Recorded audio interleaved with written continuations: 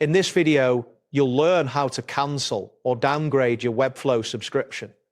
By following these steps, you will navigate through the webflow dashboard and manage your subscription effectively. Begin by opening your web browser and go into the webflow website.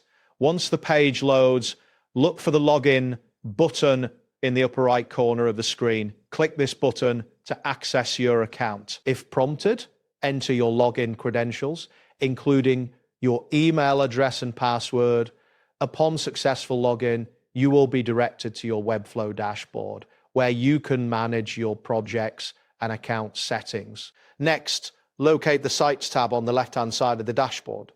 Click on this tab to view your active sites. This section allows you to access the details of each of your projects. After that, find and click on the Plans option, also located on the left sidebar.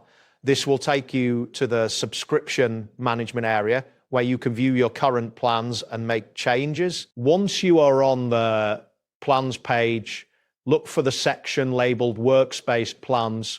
Click on this option to see the different subscription tiers available for your workspace. Following this, navigate to the section for in-house teams by clicking on the For In-House Teams link.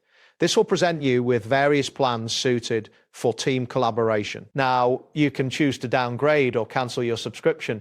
Click on the starter plan if you want to downgrade to the basic level. If you prefer to cancel your subscriptions option on this page, after selecting your desired plan or cancellation option, confirm your choice by following any on-screen instructions. This may include confirming your decision to cancel or change your plan, so pay attention to any prompts that appear. Once you've completed this process, you should receive a confirmation message indicating that your subscription has been successfully cancelled or downgraded. Keep in mind that if you have a large number of projects or significant data, ensure that you have backed up any necessary information before proceeding. That wraps up today's guide.